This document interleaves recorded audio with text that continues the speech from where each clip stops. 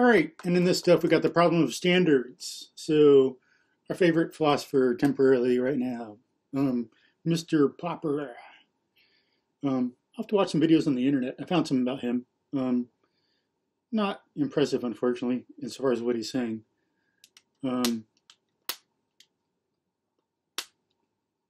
But that's for another day and other stuff. So, standards.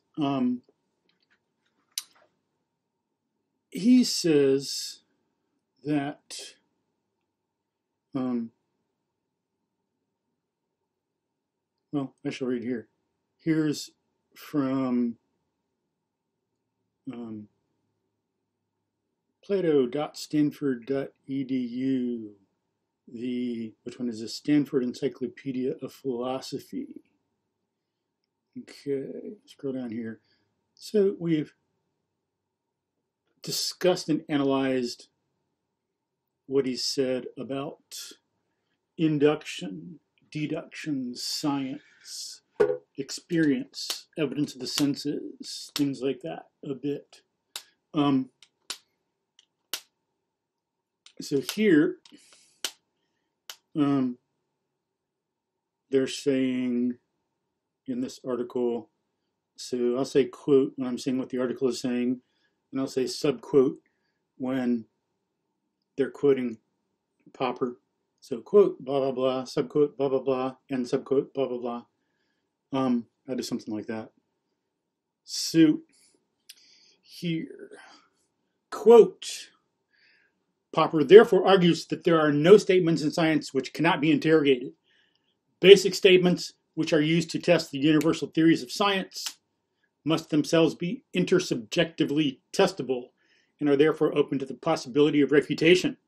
He acknowledges that this seems to present a practical difficulty and that it appears to suggest that testability must occur ad infinitum, which he acknowledges is an operational absurdity. Sooner or later, all testing must come to an end. Where testing ends, he argues, is in a convention-based decision to accept a basic statement or statements. It is at that point that convention and intersubjective human agreement play an indispensable role in science. Subquote, every test of a theory, whether resulting in its corroboration or falsification, must stop at some basic statement or other which we decide to accept. If we do not come to any decision and do not accept some basic statement or other, then the test will have led nowhere, end subquote. However, Popper contends that while such a decision is usually causally related to perceptual experience, it is not and cannot be justified by such experience. Basic statements are experientially underdetermined. Subquote, experiences can motivate a decision and hence an acceptance or a rejection of a statement, but a basic statement cannot be justified by them, no more than by thumping the table, end subquote.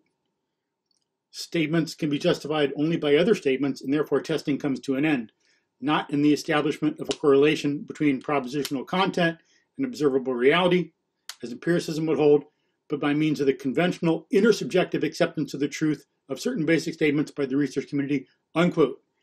That is not science. That is a myth.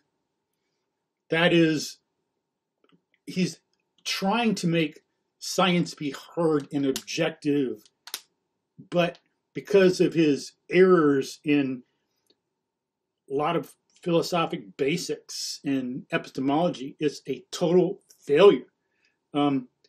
He's trying to make science be something real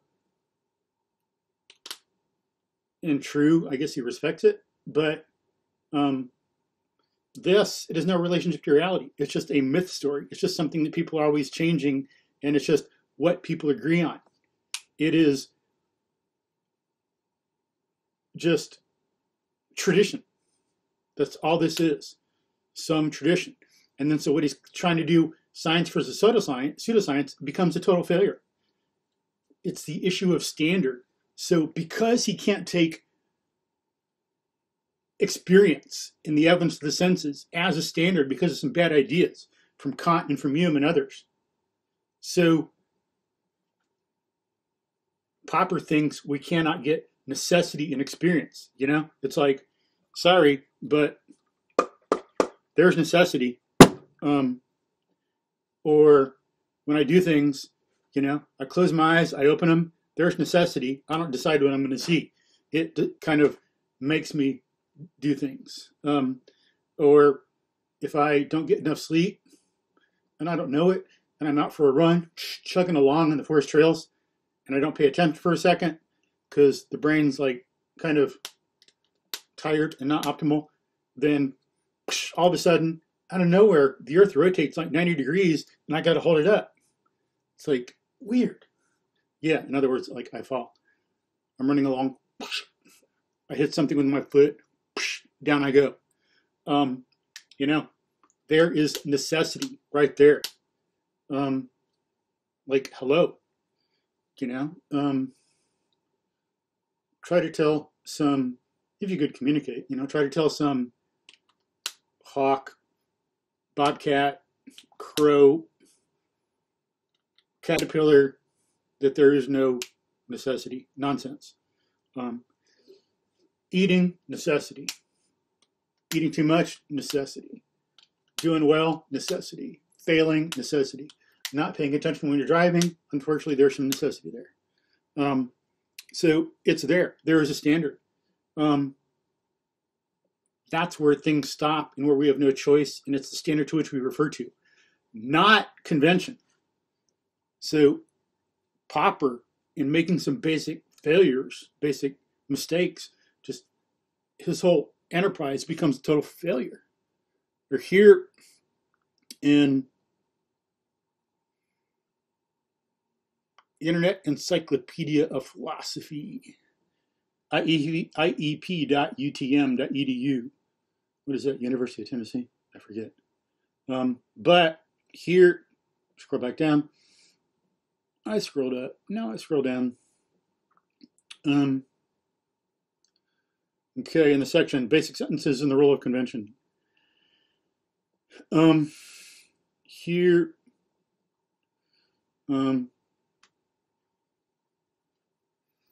where shall I start? Okay, let's start here because it refers back to that. Quote.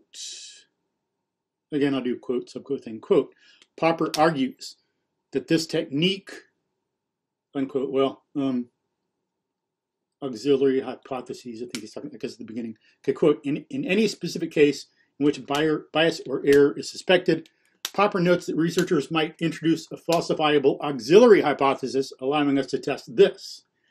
In many cases, this is just what they do. Students redo the test until they get the expected results, or other research groups attempt to replicate the anomalous result obtained. Popper argues that this technique cannot solve the problem in general. However, since any auxiliary hypotheses researchers introduce and test will themselves be open to dispute in just the same way, and so on ad infinitum, unquote.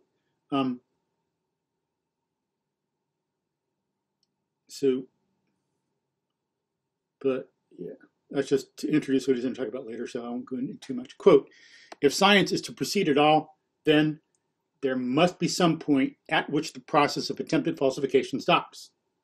In order to resolve this apparently vicious regress, Popper introduces the idea of a basic statement, which is an empirical claim that can be used to both determine whether a given theory is falsifiable and thus scientific, and, where appropriate, to corroborate falsifying hypotheses, unquote. But remember what he means by empirical claim and all this stuff.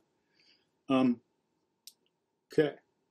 We got to not put our own knowledge and interpretation on something, but we got to see what they are saying in their context. What do they claim? Empirical claim, what does that mean in terms of what they say? We need to understand it accordingly and not impute our own meaning into something. We need to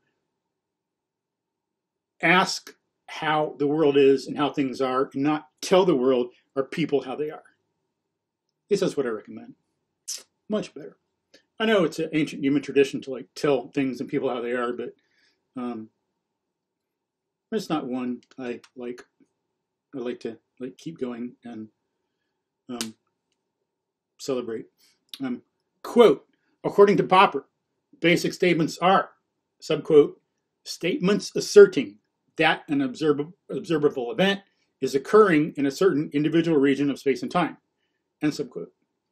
More specifically, basic statements must be both singular and existential, the formal requirement, and be testable by intersubjective observation, the material requirement. On Popper's view, subquote, there is a raven in space-time region K, unsubquote, would count as a basic statement, since it makes a claim about an individual raven whose existence, or lack thereof, could be determined by appropriately located observers.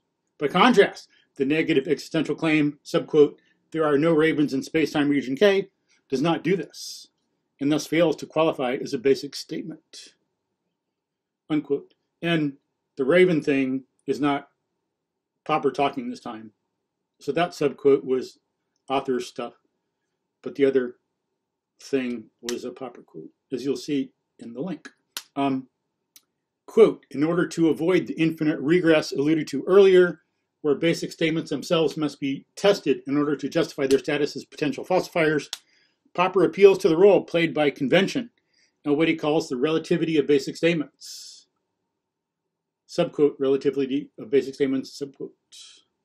He writes as follows, subquote, every test of a theory, whether resulting in its collaboration or falsification, must stop at some basic statement or other which we decide to accept.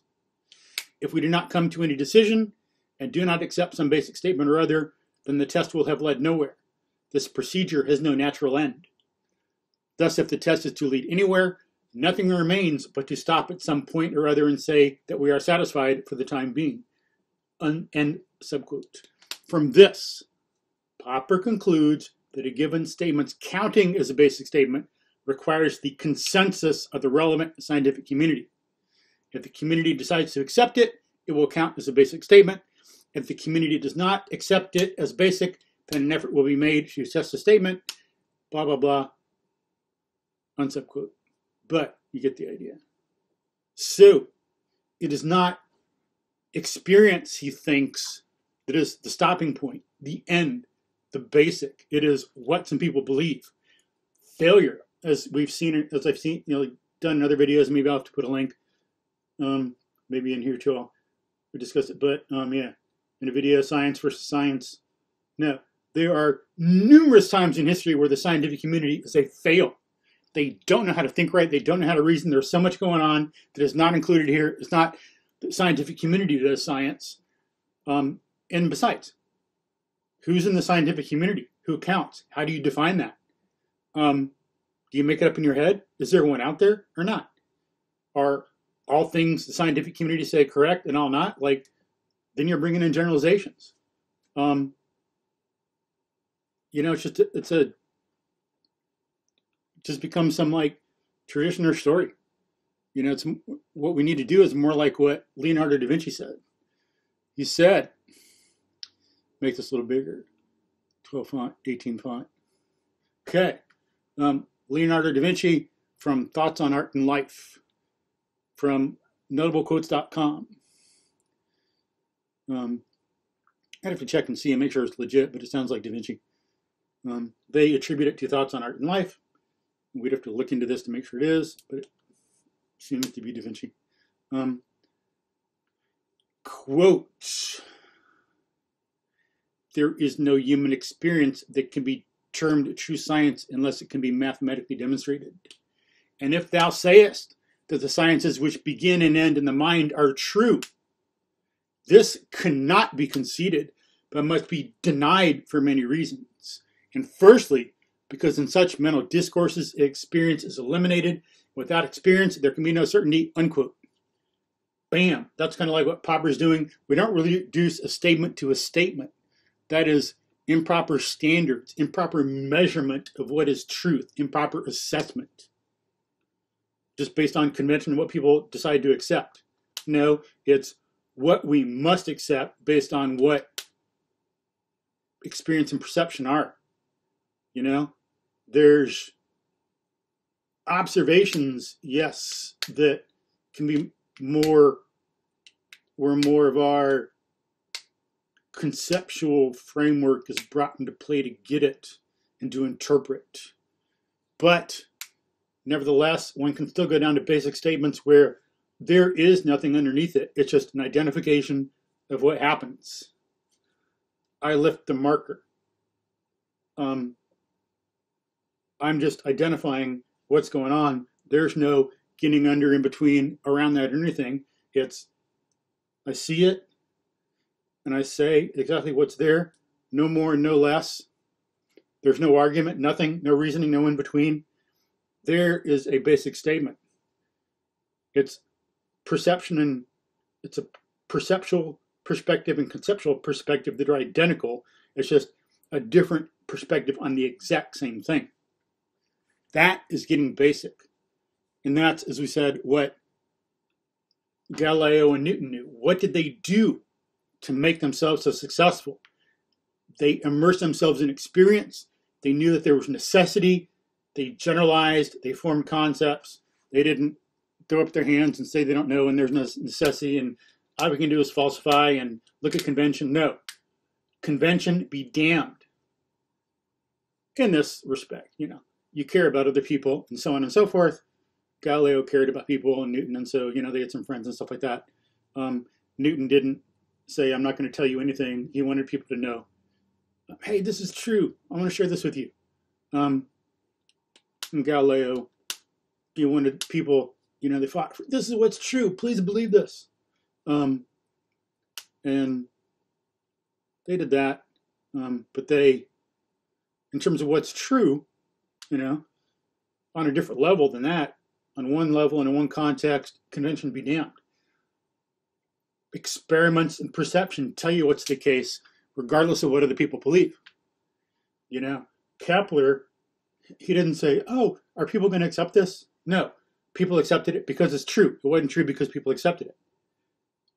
There was a basic statement of, this is the data, this is what we have, it's an elliptical orbit that we identify and infer from this data, nothing else. I don't care about convention. This is what it is. He went against all convention, all previous history. Same with Galileo and Newton in many respects. Sometimes they're working on something similar and all that. There's some maybe agreement here and there, and of course don't come out of nowhere. It's like Popper might think some things do, as we said earlier. Like he says, you just make up some statement without any justification whatsoever and then test it. No. You make up statements in context of what you do, in context of what you know. So Galileo, Newton, DaVinci, as they say, experience is essential. Aristotle, Galileo, following Aristotle, as we said, all human reasoning must be placed second to direct experience. Newton looked at experience, knew induction was critical to his enterprise and inquiry. DaVinci says so here. So that's the proper standard. Then we're going to get people understanding science, doing it correctly, teaching it well, training scientists well. Not with this stuff. This is so misleading. What did Feynman discover once in, I don't know if I can get the exact quote, but I know he said, in some of the stuff he wrote, that he started to read other people's stuff and try to keep up with the scientific community and convention. And he found he was so swamped by that, his own work was suffering. So he was doing some work that was creative and all that. He started studying other people's stuff too much. It would decrease. Then once he realized that was happening, he quit and he became more productive and creative again. Looking at the evidence of the senses, not looking at convention. Basic statements were, what does reality say, and experience in the evidence of the senses, not what does convention say? So here we have a problem of standard. It's important in a lot of different areas and in science, you know, because we live in a scientific world. If a doctor says something, why? So once we know that people can be like this, Galileo, Newton, DaVinci versus Popper, or some other people, we can categorize people and classify them. How does a doctor think? What is their explicit or implicit philosophy of science and methodology and epistemology and logic? Are they committed to the evidence of the senses or to convention? Do they think that nothing's ever true? And then all we do is like try to falsify stuff, or what? You know? And I hope you also would want to stick to someone who's like Galileo, Newton, DaVinci, not someone like Popper.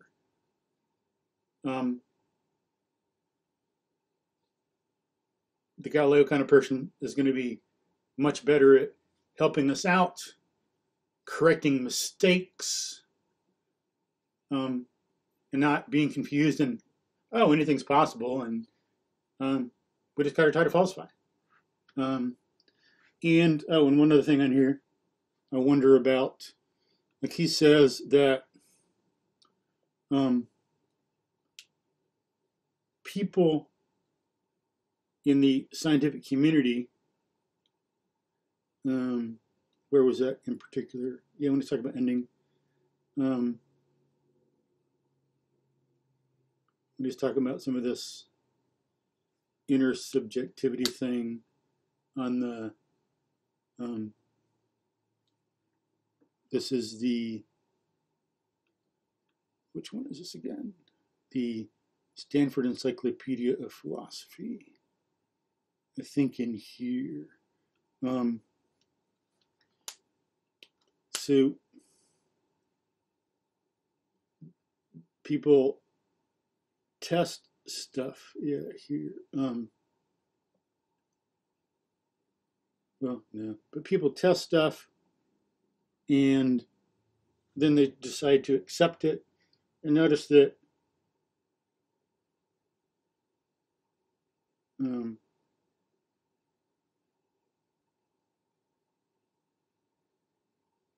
so here, quote, statements can be justified only by other statements, and therefore testing comes to an end, not in the establishment of a correlation between propositional content and observable reality, as empiricism would hold, but by means of the conventional intersubjective acceptance of the truth of certain basic statements by the research community, unquote. So, again, that's a denial of what Galileo and Newton said and did and practiced in the theory they had and followed and developed, and what DaVinci said. And so you can never generalize that it's the case, because what it's not an idea in reality that matter. It's not that connection. He's denying it's right there. They're saying in this article, them who are interpreting him, and kind of what Popper said himself, testing doesn't come to an end when you can connect a idea to reality. When you get down to some basic first level conceptual statement, it is when people decide to give up. So it's just convention, just based on psychology. And he's trying to make things like logic versus psychology, and yet this is psychology. It's like agreement, people give up, research community. And what numbers is it going to be? Notice you can never generalize from what he says that it's correct or you have general acceptance, because he denies induction. So one scientist does it, another. Then it's his white swan claim all over again. Since he doesn't understand what induction is, when you do it correctly, he's got an invalid view of induction and necessity and causation and how concepts work and reason works. He doesn't get this. And he's thinking that by what he thinks, no number of scientists, you can never generalize that you've proved or disproved or something. You can't generalize in that respect. All scientists agree on this point. All scientists disagree on this point. That's a generalization which is unjustified on his grounds in philosophy and epistemology and philosophy of science. It does not work. So there's one other point in there I thought of that I wanted to make sure I mentioned too. But the main thing I want to discuss here is the standard issue. What is the epistemological standard? What is truth? When do we know something? When does it matter? And so, what he's doing is measuring things against how people believe, which is a total context dropping. It's like grand larceny, because again, what is a scientific community? How do you determine if you're a scientist? What is a scientist? What do scientists do? What is science? Who's included? Who's not? What's included? What's not? There's just the scientific community that for some reason people agree on. Well, no. Without grasping that we have an observable reality where there's necessity, and using that as a standard and committing to that, it's like you're lost. You got to have the right theory. So again, as I'm saying, let's work on that to ourselves, judging doctors, judging scientists, judging what people say. We can use this to classify people. There's different colors of hair we can classify. We can classify by profession, classify by the sports they like, classify by whether they're athletic or not, what kind of sport they do. And here it's important to classify by what are their basic epistemological premises. How do they think about how concepts and reason are related to reality? Do they dismiss it? I don't want to be around someone like that. I'm not going to trust them for science and building bridges and doing medicine and recommending fitness and education and stuff like that, because they're lost. I want someone who has a good, solid anchor and is committed to the truth. Again, as DaVinci said, quote, "And if thou sayest that the sciences which begin and end in the mind are true, this cannot be conceded and must be denied for many reasons. And firstly, because in such mental discourses, experience is eliminated, and without experience, there can be no certainty," unquote. Peace.